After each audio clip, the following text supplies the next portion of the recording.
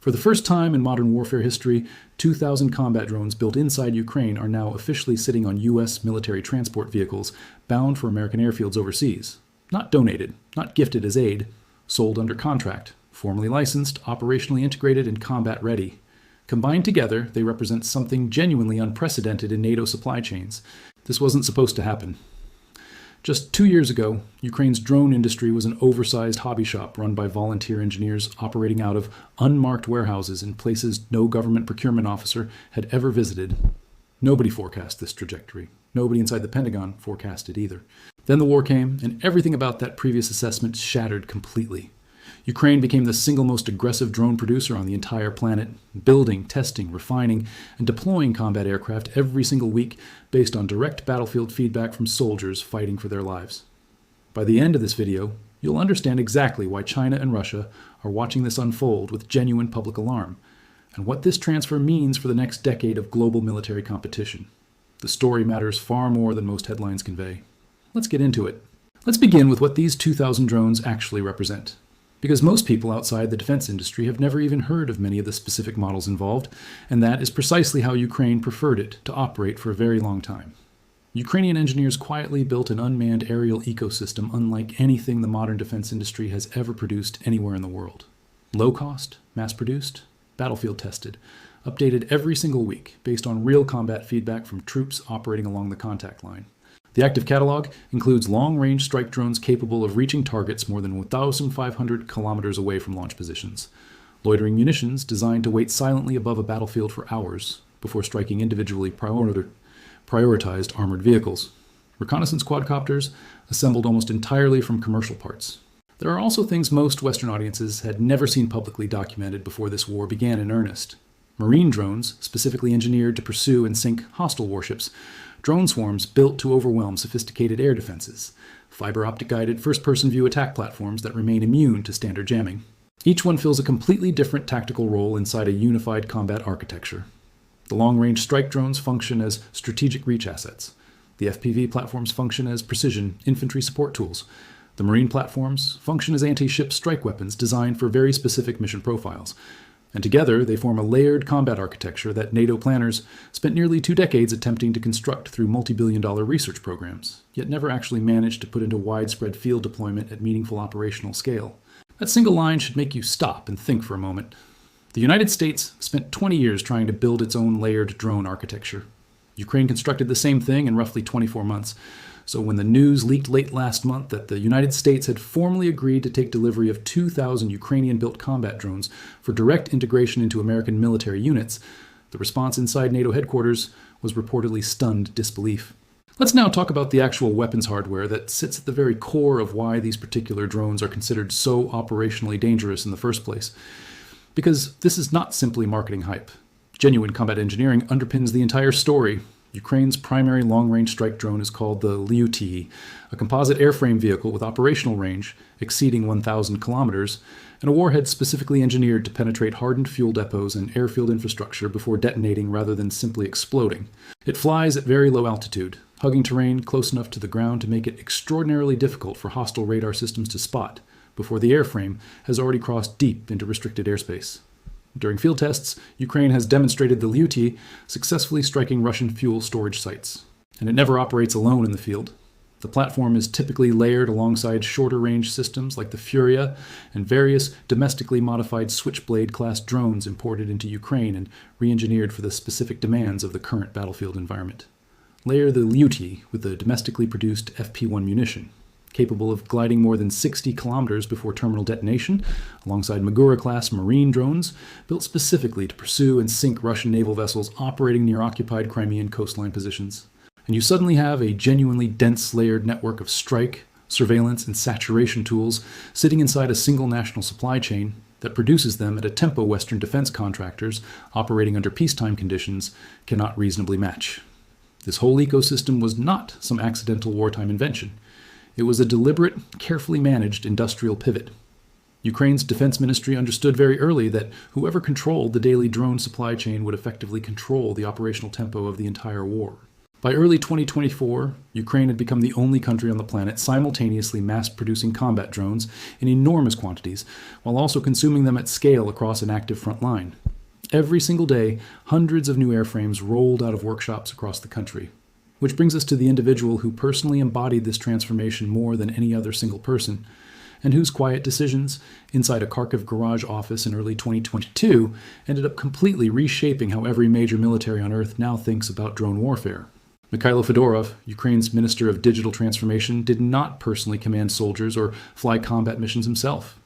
What he did was authorize and personally drive the single most aggressive unmanned systems procurement program any modern nation-state has ever publicly undertaken. He unlocked federal government contracts that deliberately bypassed traditional defense procurement timelines. He pushed millions of hryvnia directly into volunteer drone startups. He created a regulatory framework that let engineers build combat aircraft without waiting 3 years for bureaucratic approval.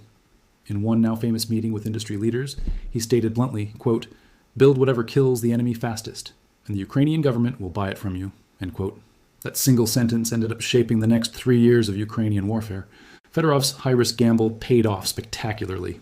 Ukraine produced more combat drones during 2024 alone than the entire NATO alliance combined had managed to produce during the previous 5 years added together, and the entire global defense industry paid very close attention. So when the United States decided to acquire 2,000 Ukrainian drones for American service members, the man most directly responsible for building the supply chain that made those drones possible was the same individual quietly coordinating the international transfer behind the scenes. That particular detail actually matters far more than most news coverage suggests, because Ukrainian officials weren't simply selling finished hardware across the ocean. They were transferring detailed manufacturing knowledge, engineering documentation, training protocols, complete software stacks, years of accumulated test results. The transfer deal effectively gives the United States something American defense planners spent more than a decade and roughly $8 billion taxpayer dollars trying to develop internally, but never actually put into operational field deployment at meaningful scale. So let's now get into what has actually been delivered so far, because the weapons currently flowing into American military bases are not the specific drone models most defense analysts expected to see entering U.S. military inventory this decade. The first major shipment contained roughly 450 long-range Liu-T-class strike drones. Engineers at a U.S. Marine Corps logistics hub located in California spent 10 continuous days inspecting, cataloging, and mounting Ukrainian-style mobile launchers onto standard American tactical ground vehicles. That particular detail is genuinely worth absorbing carefully. Integrating foreign-built combat drone systems onto American military platforms isn't something the Pentagon does casually. The bureaucratic paperwork alone normally takes multiple years. This entire process took only 10 days start to finish. Marine Corps officials publicly confirmed that the drones passed every standard U.S. military acceptance test on the very first formal attempt.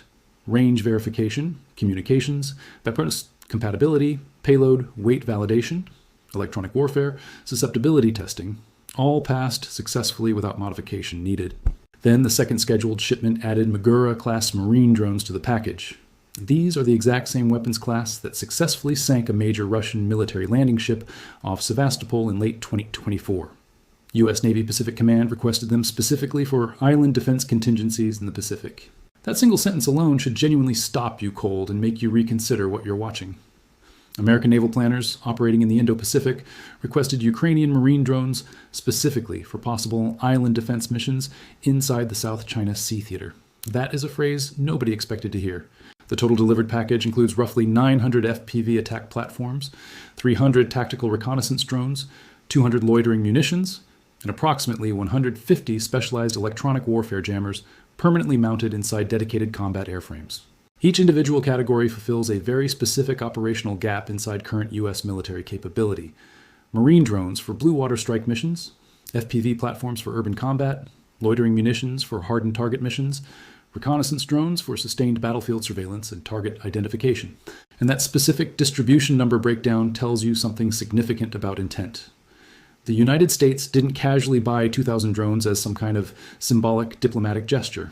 They deliberately acquired this package as a fully operational combat capability they absolutely intend to deploy within 18 months. So when Beijing and Moscow both learned the precise numbers behind the announced deal, their respective reactions were reportedly immediate. Both governments issued rare public official statements publicly condemning the transfer within hours of the formal American announcement going public. Chinese state media outlets ran front-page coverage calling the entire transfer a, quote, destabilizing military escalation. Officials publicly demanded an immediate halt to all scheduled deliveries and threatened unspecified serious consequences if additional shipments continued onward to U.S. forward operating bases. The specific Chinese phrase used by official state media was, quote, playing with fire in someone else's war, end quote. That particular language is officially reserved for moments when Beijing genuinely believes U.S. military operational capability is expanding faster than their own strategic modeling had assumed. Moscow's official response was measurably sharper and more pointed. The Kremlin's official spokesperson formally called the deal a, quote, dangerous provocation and publicly warned the United States was effectively turning itself into a, quote, direct participant in the ongoing war. That is not generic diplomatic noise. Kremlin official language of that specific level of directness historically precedes real escalatory policy decisions, the kind of decisions that end up dominating the front pages of every major newspaper across the entire world within weeks. So let's zoom out for a moment and discuss carefully why this entire Ukrainian drone transfer actually carries far more strategic weight than the headline numbers alone suggest when viewed in isolation from broader context. On the surface level alone, 2,000 combat drones sounds like a meaningful but ultimately limited capability addition to the largest standing military on the entire planet, a relatively small drop in the bucket compared to overall U.S. defense procurement annual budgets. The deeper strategic reality is that this transaction really isn't fundamentally about the physical drones themselves.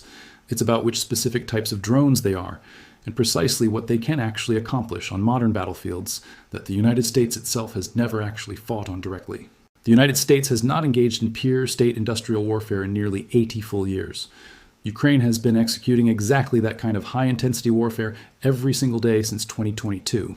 That enormous combat experience gap translates directly into practical combat survivable drone design improvements and choices.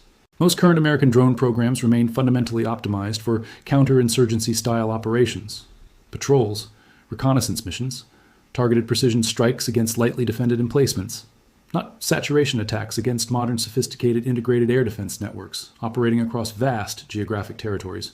Ukrainian combat drones were deliberately designed from the very first day of the war to operate successfully inside environments continuously saturated with jamming signals, surface-to-air missile batteries, and persistent hostile radar coverage, attempting to track and destroy them.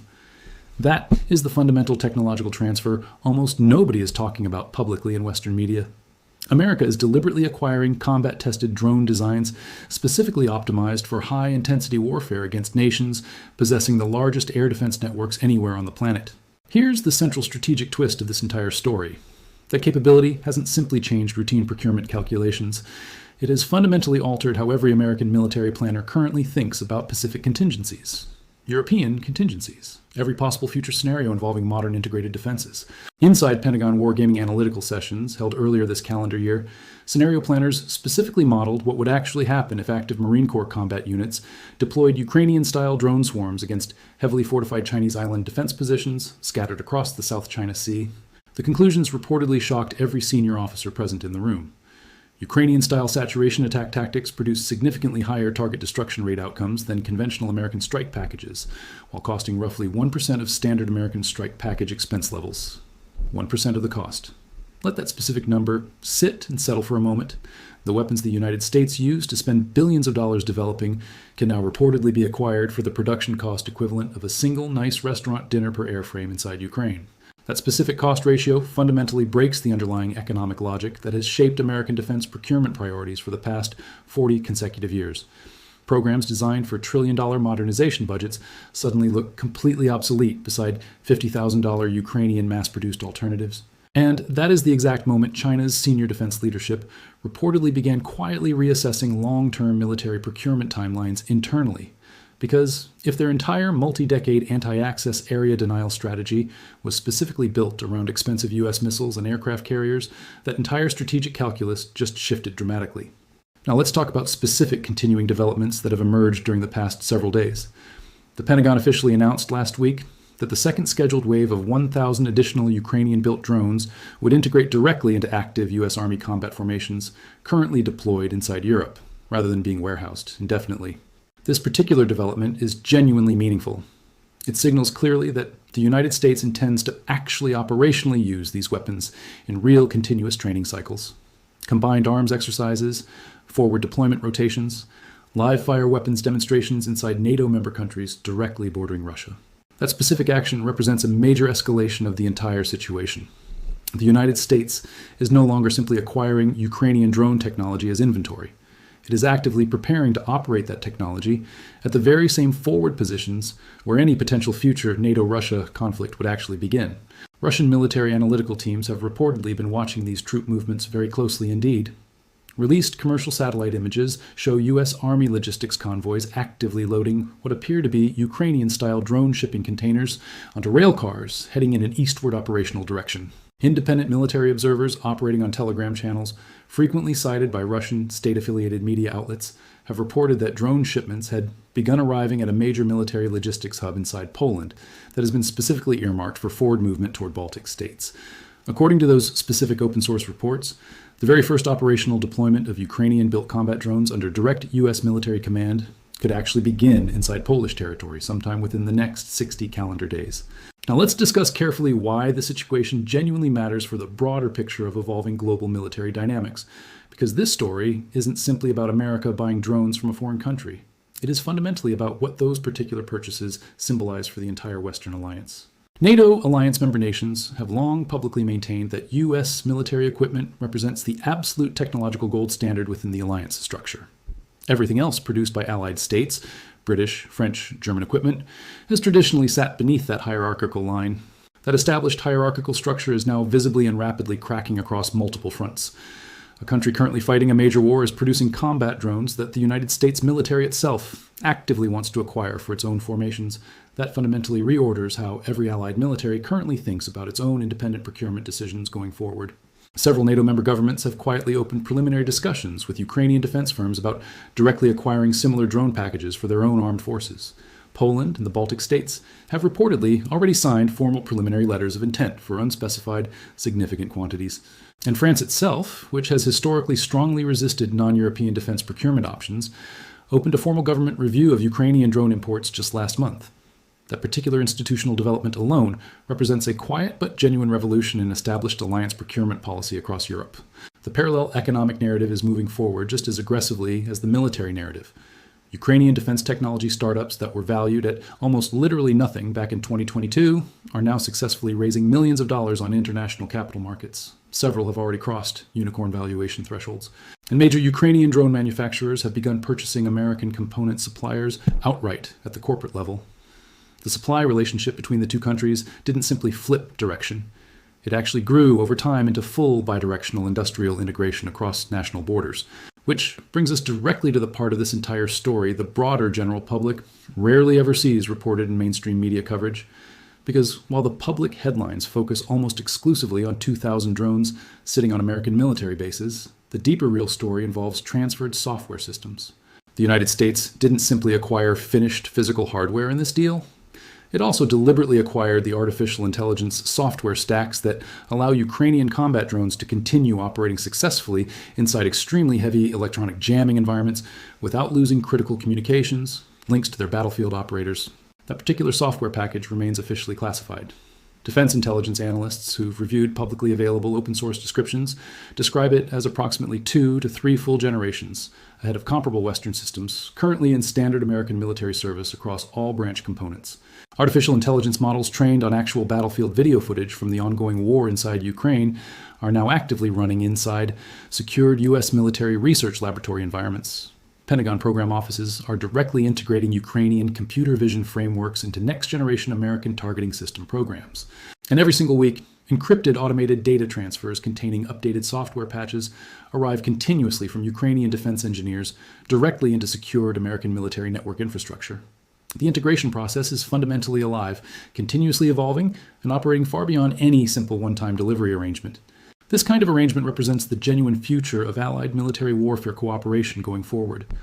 Not expensive billion-dollar hardware platforms built once and fielded for decades unchanged, but rapidly evolving software-defined combat networks continuously updated by frontline combat engineers actively engaged in real wartime operations.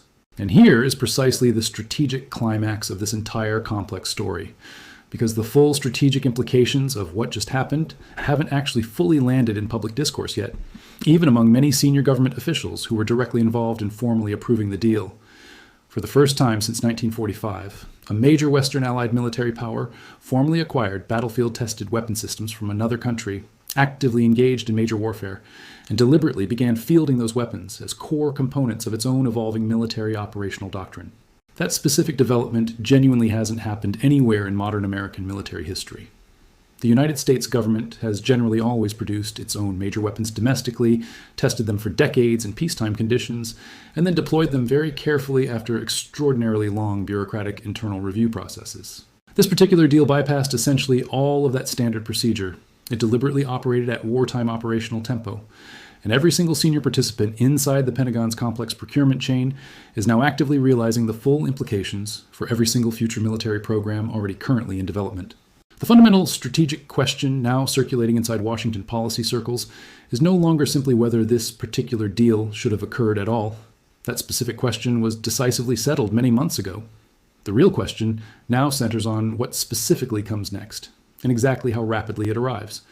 Several senior Pentagon procurement officials have begun openly discussing the genuine possibility of standing up a permanent Ukrainian-American joint drone production facility physically located inside American continental territory sometime within the next several years.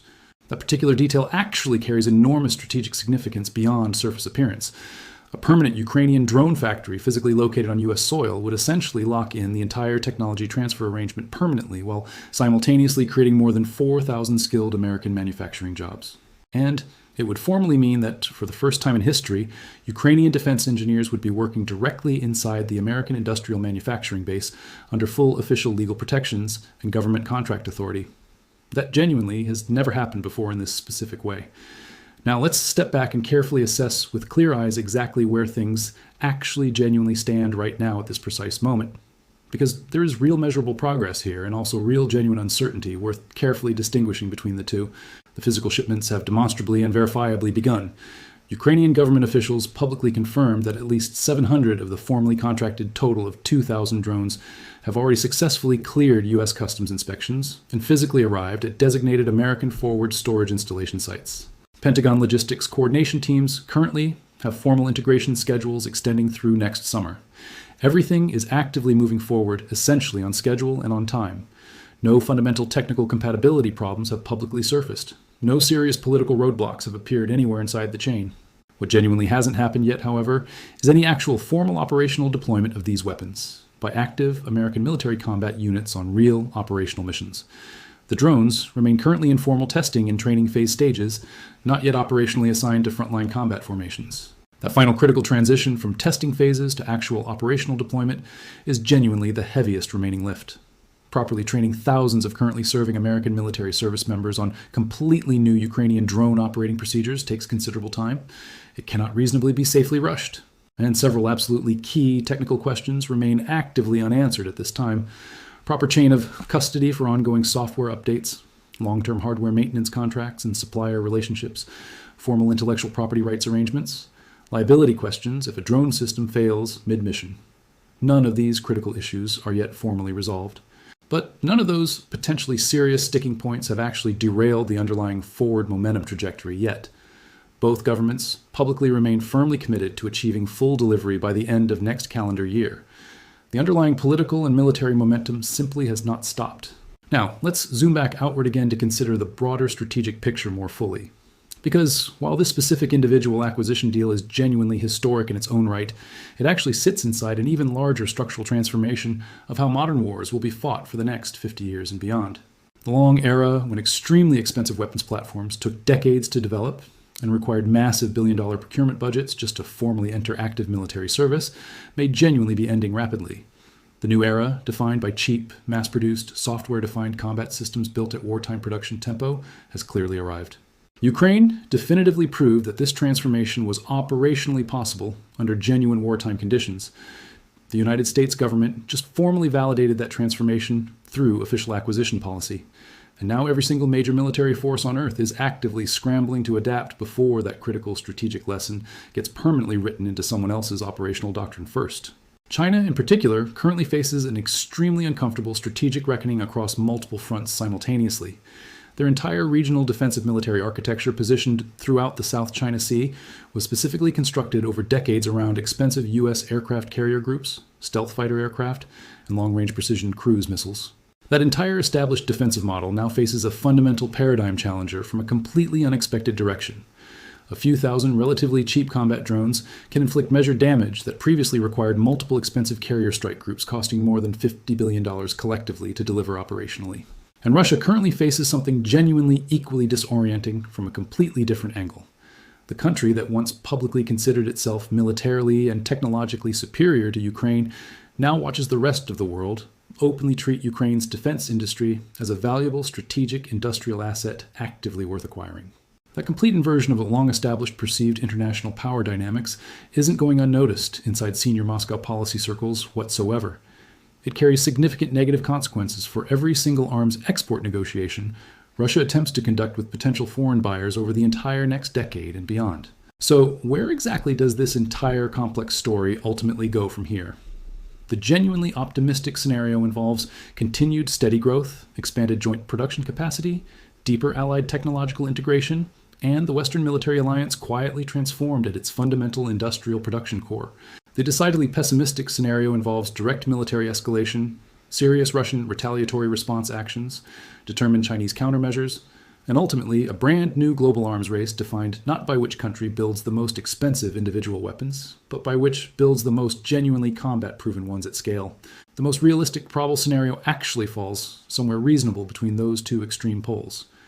Continued steady military technology transfer, coupled with genuine sustained strategic friction, as both Beijing and Moscow actively test the operational boundaries of what formal U.S.-Ukrainian military-industrial integration ultimately means for their own respective national security calculations going forward.